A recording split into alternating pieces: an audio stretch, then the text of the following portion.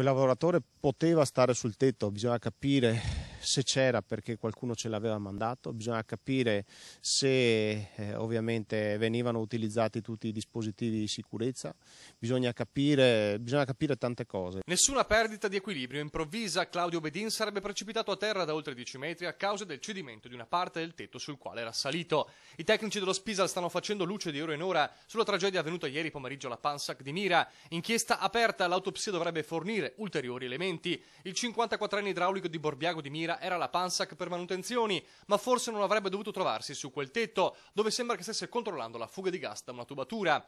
Nella casa di Borbiago, dove Bedin viveva con la moglie, ci sono dolore e disperazione e nessuna voglia di parlare, così come a Ceggia, dove si piange la morte di Cristiano Coci, il 42enne in bianchino caduto ieri sera da un'impalcatura mentre stava tinteggiando la parete di un'abitazione, un lavoro che stava svolgendo per dare una mano a un amico, lui che era disoccupato da tempo. Anche in questo caso indagini dello Spisal per accertare se vi fossero le condizioni necessarie di sicurezza.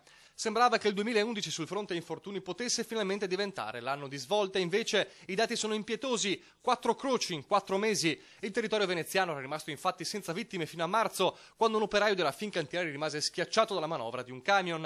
A maggio era toccato invece l'operaio di una cooperativa di giardinaggio del Lido, morto dopo una lunga agonia, era stato colpito dal ramo di un albero mentre stava lavorando in un giardino di Carpenedo. Ieri 2 croci in appena 5 ore, i sindacati confederali sono sul piede di guerra. Quando nel 2011 succedono episodi così gravi, così drammatici, significa che qualcosa che non va, questo va scovato, va scoperto e va perseguito con determinazione.